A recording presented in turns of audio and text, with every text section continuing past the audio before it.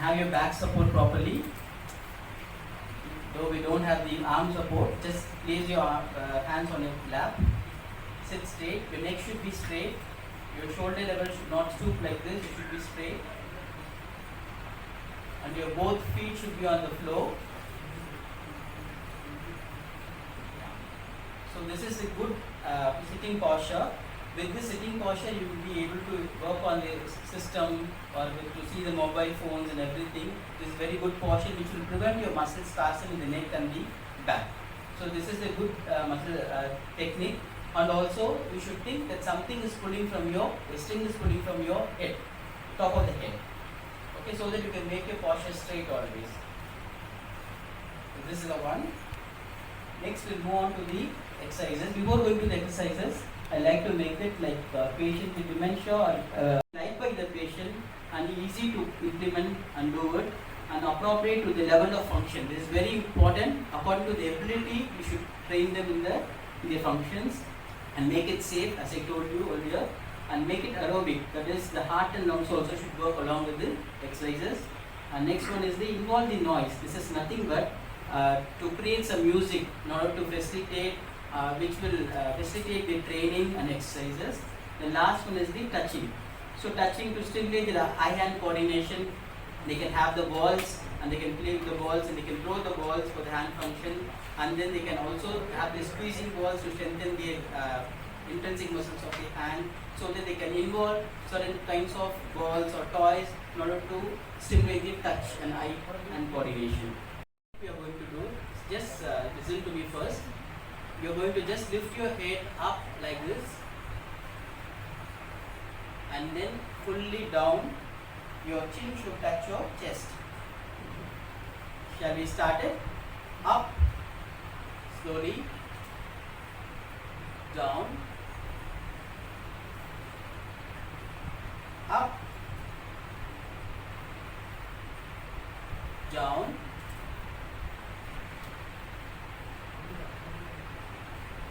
up, and down. Relax.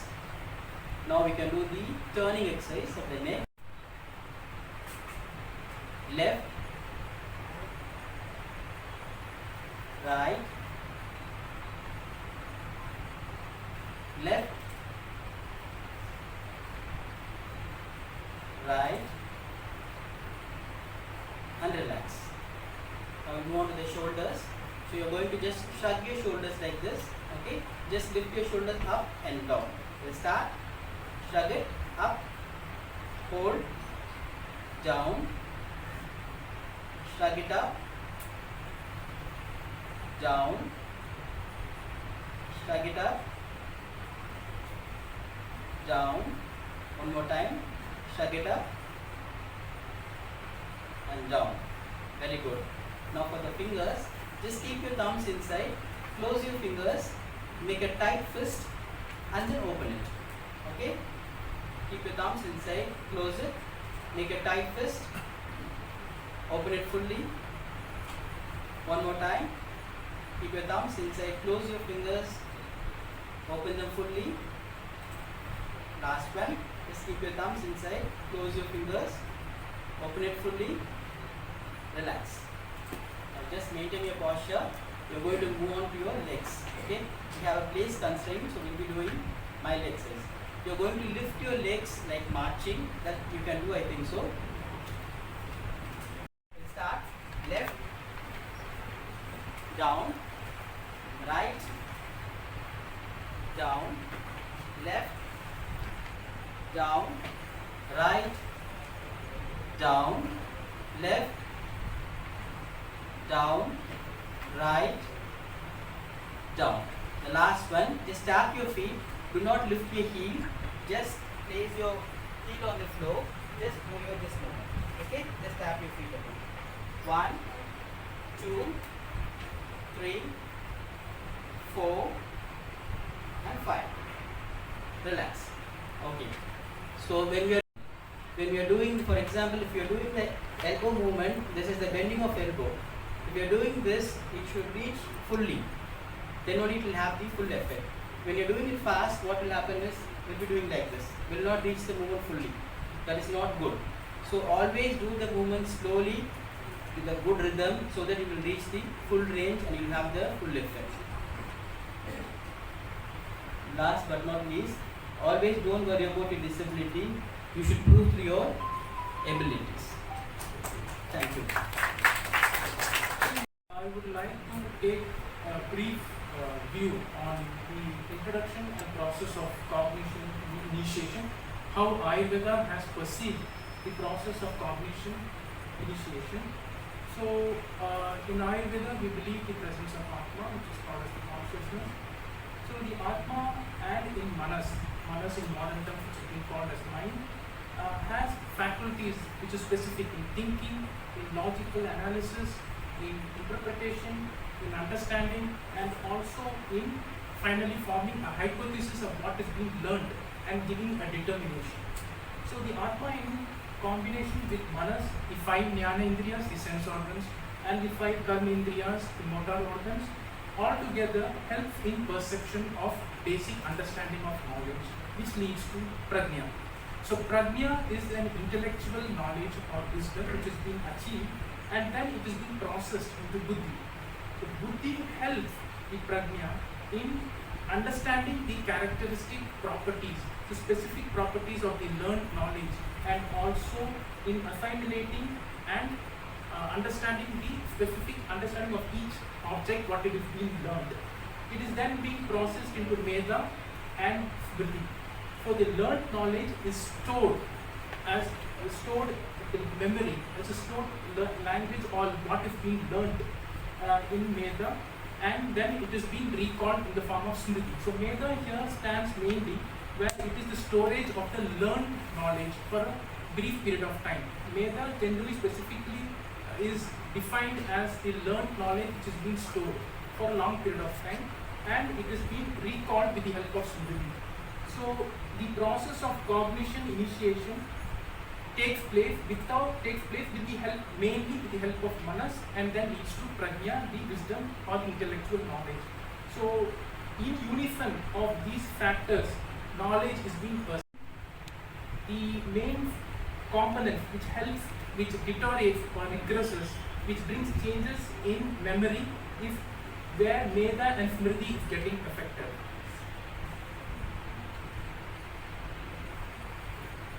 So the cognitive impairment process I would like to explain. Here there are certain causes, adverse external influences, developmental disorders, psychological and acquired diseases.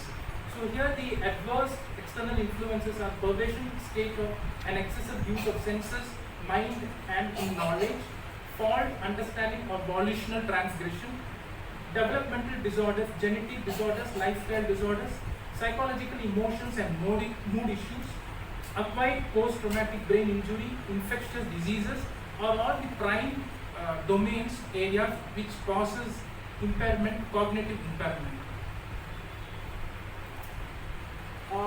In Ayurveda, there are two important treatment processes which they have called as Yukti Vyapashraya and Naimitika Rasayana. The Yukti Vyapashraya, which we have been doing here in Buddhi Clinic, are external Ayurveda therapies, and the Naimitika Rasayana are supplementary diet regimen which we do often tell the simple home remedies for people who have cognitive impairment, mild to moderate cognitive impairment. So here are some Yukti Vyapashraya, the external therapies. The main purpose of Yukti Vyapashraya, the external therapies, helps to reduce anxiety and agitation, aids to reduce behavioral psychological symptoms, and then improve sleep pattern. So we have therapies here which helps in reducing the anxiety, as I've mentioned before. Shirolepam, application of medicated based on the scalp. Shiropichu is a cotton swab dipped in oil and kept over the forehead, over the crown, and also a small oil filling which can be applied on the crown. Sarvanga Abhyangam is the process where the oil is being applied and massaged for the full body, and Shiro Dhara is a procedure where there is a continuous streaming of medicated oil on the forehead for a brief period of time. So these are the basic Shakti Vyapashraya Chikitsa treatment, which is being done at beauty clinic. So, in speaking about the Naimitika Rasayana, as I've told before, the simple Ayurveda diet regimen promotes longevity by retarding aging process and preventing diseases. So, the therapies that we have mentioned before are all being done for elderly who have dementia, who have mild to moderate cognitive changes. And with those therapies, the behavioral psychological symptoms, as I mentioned, behavior, and we have found very good results in behavior. Now, coming to simple home remedies in terms of that is preventing and reducing the effect, further deterioration of cognitive impairment. Here, in Ayurveda, which we call as Kushmanda juice, or white pumpkin juice, or ash grove juice, with honey for 90 days, helps in arresting further deterioration in mild cognitive impairment, reduces general fatigue and mental fatigue, helps in improving keenness in sense organs, promotes sleep, and improves sleep pattern. It also helps in patients who have severe anxiety and mild to moderate joint disease. The other forms of Naimitika Rasayana is Triphala Churnam. The contents in Sanskrit is Haritati, Viditati, and Amalaki. In Tamil they are called as Kadika, Tandrika, and Nilika. Improves gut health. It is consumed with honey, helps in relieving constipation for elderly who have severe constipation. Then the next is the Trikatu Churna, Shunki Pippali Maricha, which is in Tamil they say as Chukku Tippali and Kurmelagu, where it helps in aid in digestion, reduces flatulence, improves peristaltic movement of the gut, and improves appetite. This is also seen in elderly population who have digestive issues, and we do tell them to take this simple home remedies. It is being taken with buttermilk. Black salt the last, which is also a carminative and digestive, which is being taken with buttermilk.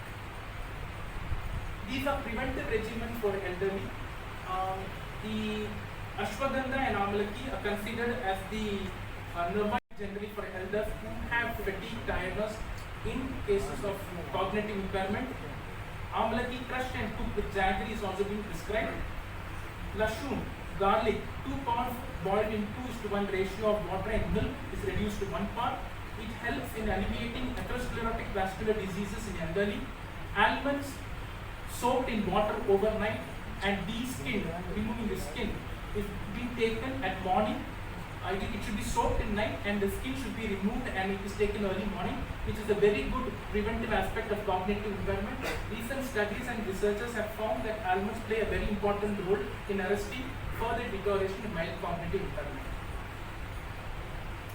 So here, the recent study in gut-brain axis, Ayurveda gives importance to gut health for the maintenance and normal functioning of the mind. The concept and importance of gut-brain axis was emphasized for normal state functioning or equilibrium in physical and mental health, and also stress and anxiety and other mental health conditions have psychological consequences such as disrupting the gut health, gut mobility and functionality, which results in symptoms such as constipation. Thereby, the enteric nervous system in the gut produces serotonin, which is found to be in the recent researchers and studies, which impact mental health conditions such as stress, anxiety and depression, and may even help in contributing to personal characteristic features.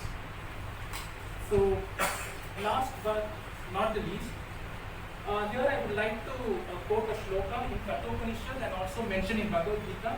It is being said that Vedhanam Samaveda Asmi, Devanam Asmi Vasavaha, Indriyanam Manascha Asmi, Bhutanam Asmi Chetana.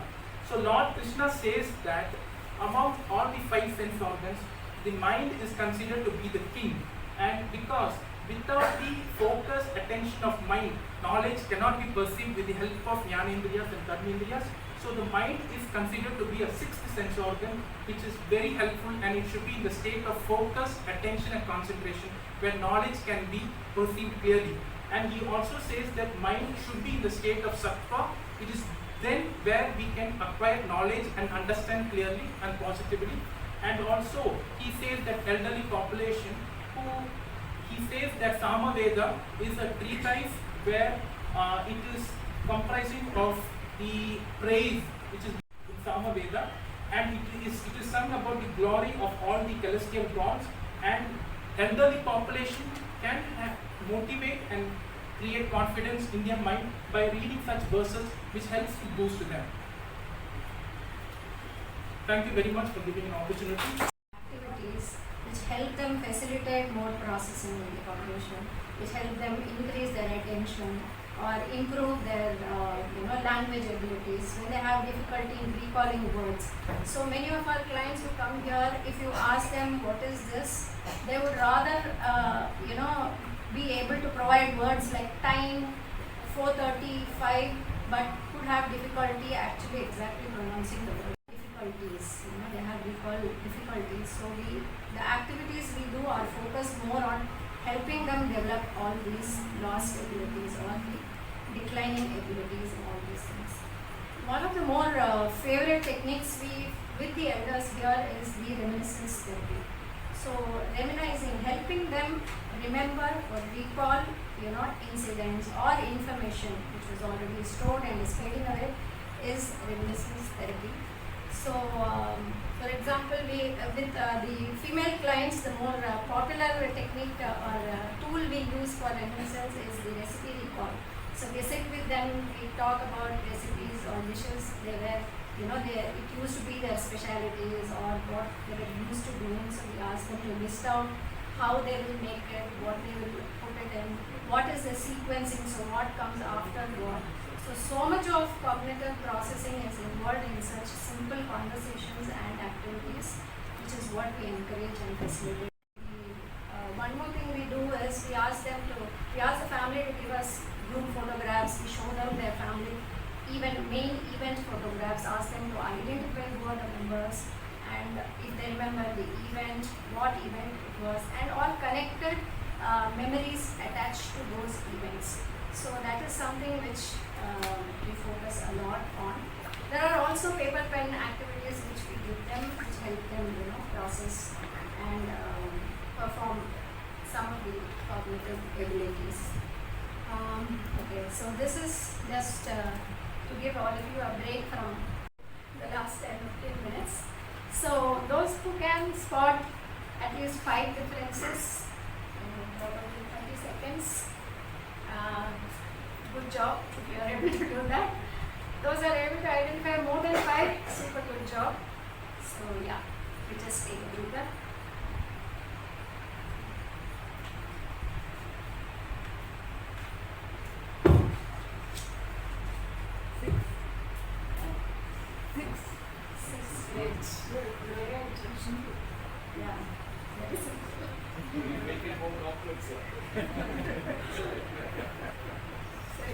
You can note down the differences in your notepad.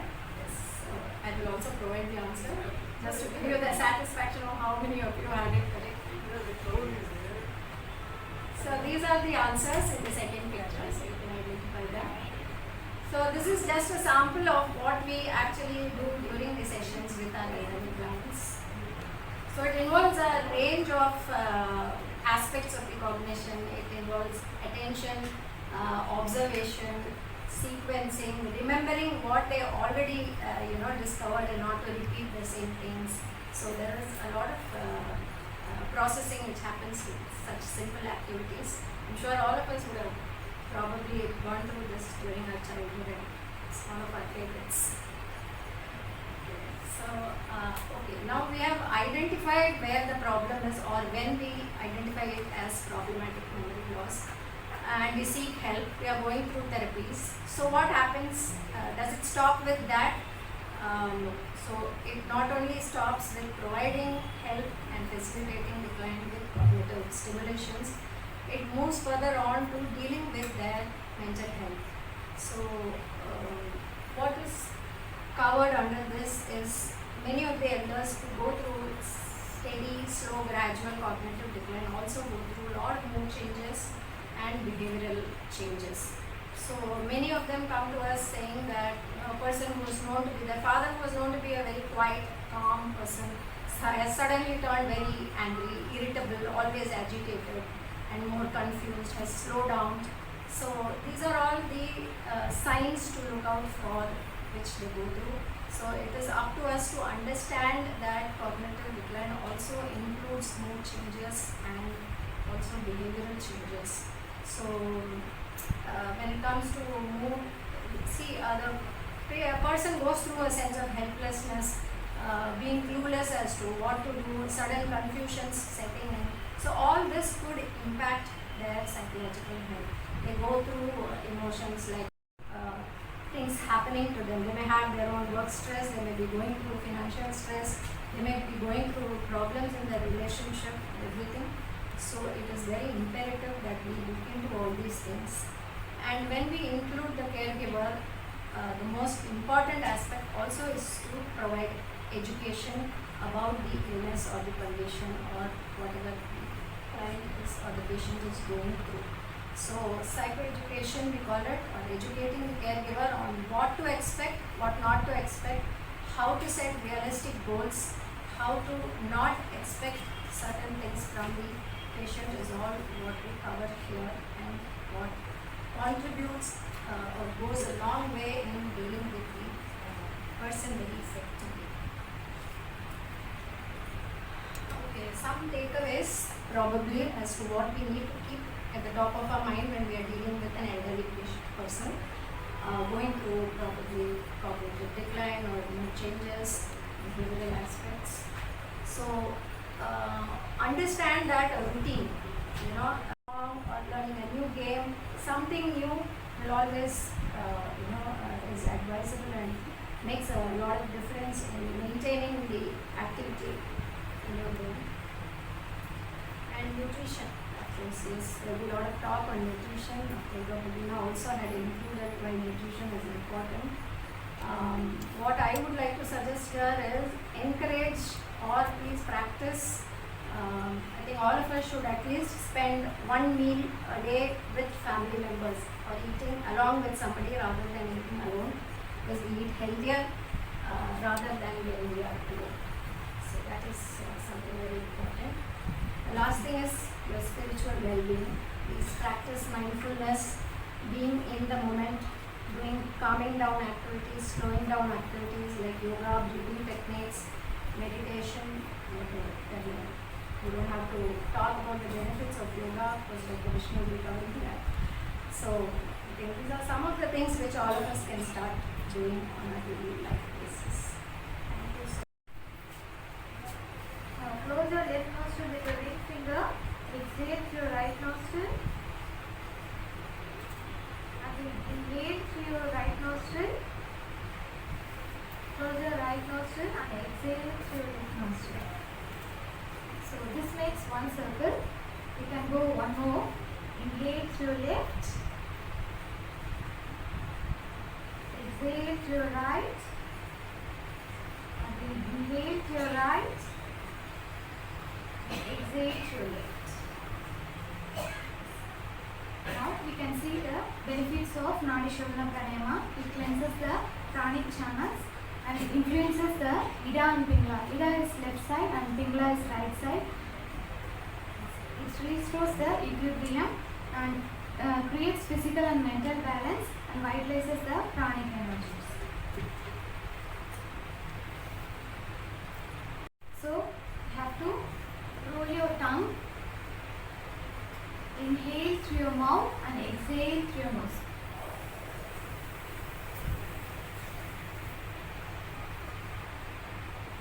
2 more rounds.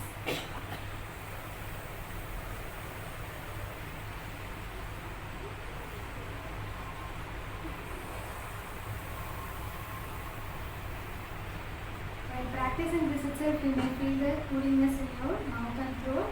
So obviously, body and mind improves your focus and reduces angry, agitations and anxiety, maintains the body temperature, maintains the vital parameter and aids in digestion. Further, first I will demonstrate, later on you can practice. You have to close your ears with your index finger, then take a deep inhalation. While exhaling, you have to produce humming the sound.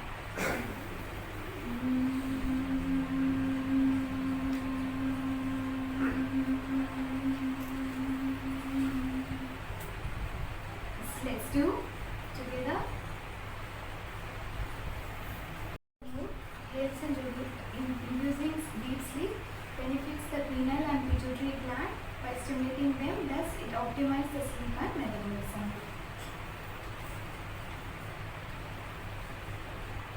Next, we are going to talk about nutrition and diet.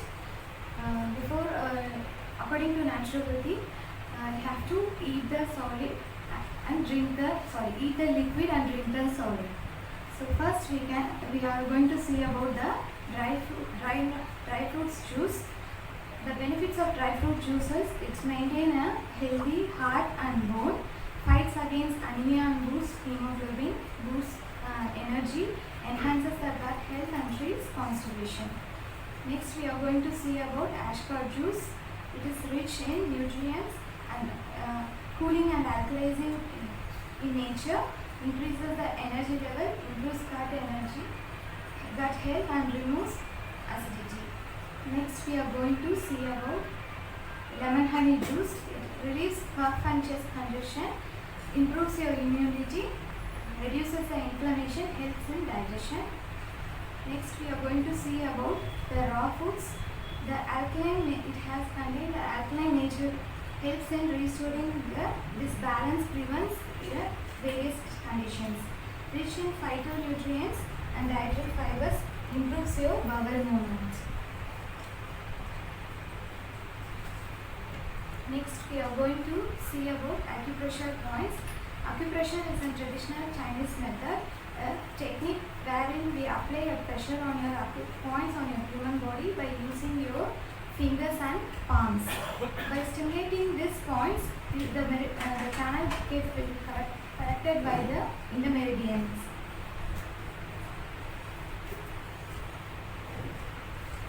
These are the few points for insomnia, stress and depression. First is G20. The way you have to locate is from the earlobe. You have to make a point. The meeting point of your middle finger is G20. Given clockwise rotation for 15 times, as well the anti-clockwise rotation for 15 times in one finger.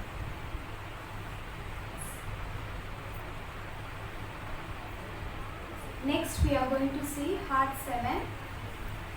Heart 7. From your little finger side, there will be this crease ending side. Have to give a press, give a rotation for 15 times clockwise and 15 times anti-clockwise. While you are doing the heart 7 and P6, you have to do for both the hands. Next is P6. From this crease, this line, you have to keep 3 fingers. The end of the third finger, you have to give the stimulation. 15 times clockwise and 15 times anti-clockwise.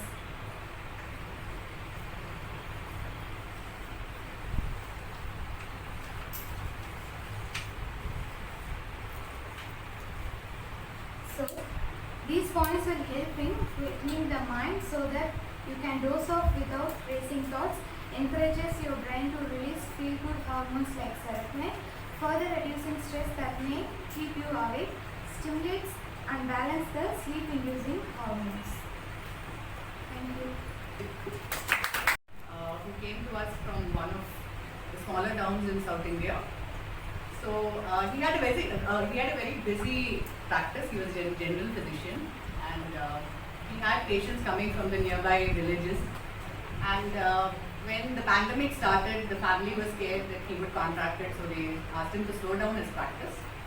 And in September 2020, he had a sudden onset of behavioral issues. So he had delusions that there was somebody coming to the airport and he had to go pick them up, so that was very repetitive. He became very irritable because the family was not responding to his requests. And there were a lot of memory issues. So they found that he wasn't able to remember things that he had eaten, things that happened in the recent past, not the old memories, those were very well preserved. He waited in the place where he stayed, but then he came to us in 2021, in February. So he also had a history of hypertension and diabetes. He was on medications for that. So in our multidisciplinary assessment, we found that he had prominent behavioral and psychological symptoms. In the cognitive assessment, he had issues with memory, attention, and visuospatial deficits. We also checked for language and fluency as well. And we did the imaging and we found a single static infarct, which kind of explained the sudden onset, and that is suggestive of stroke. And the physical examination also picked up low back pain and spasm.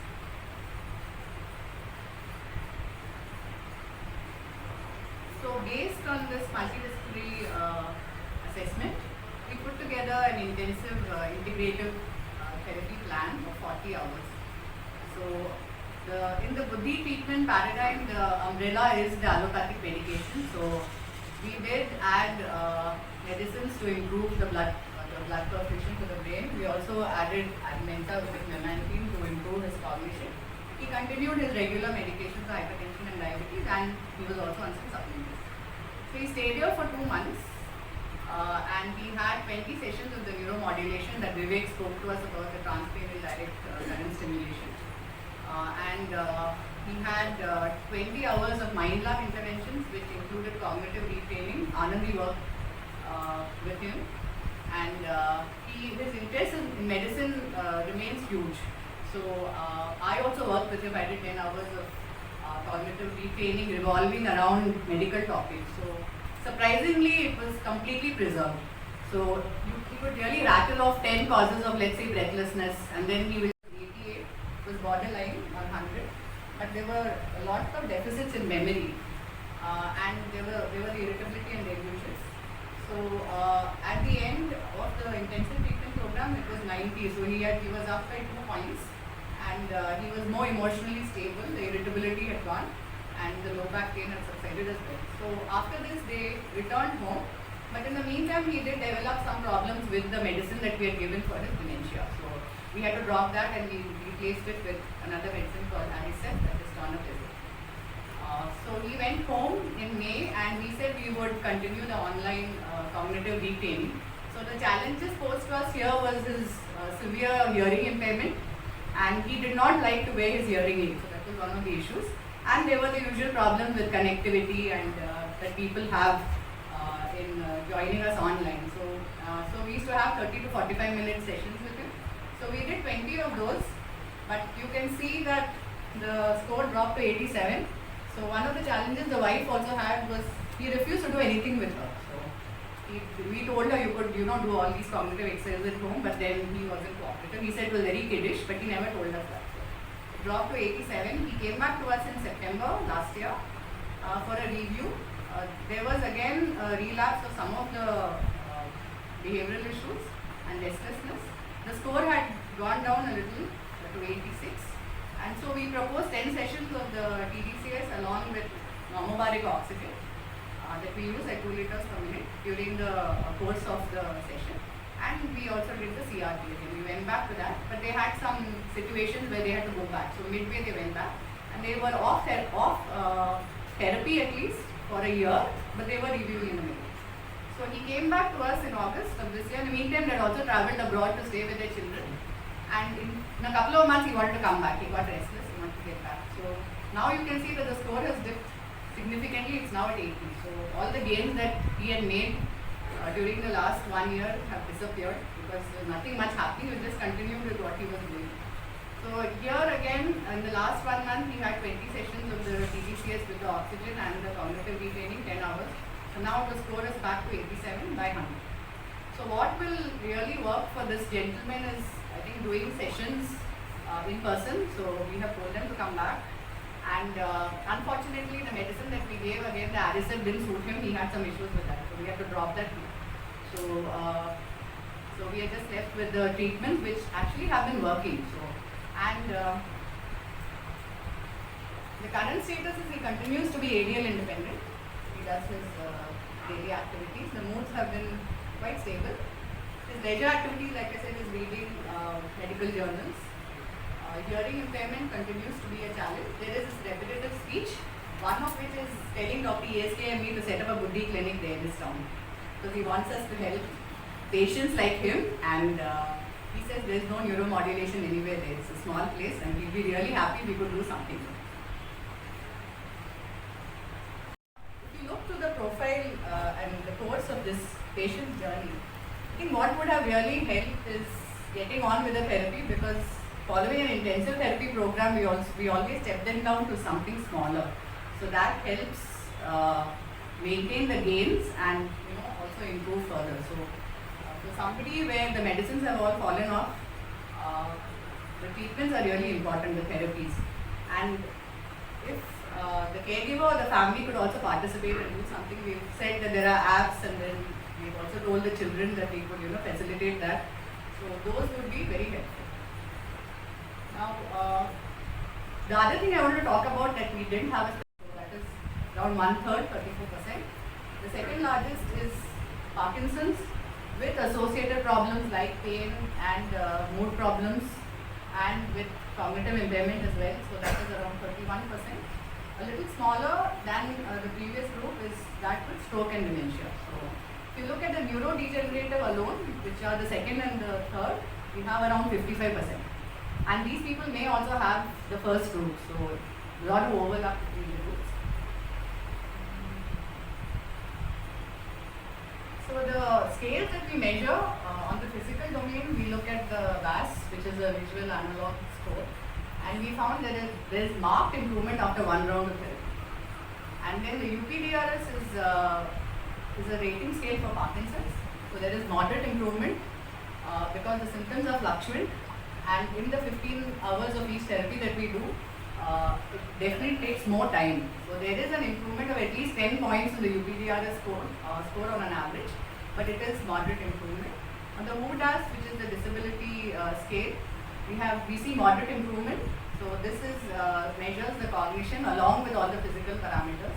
So here again it is moderate as compared to marked, because we need to do a little more beyond the intensive program. The behavioral and cognitive domain scales, we measure cognition with the ACE and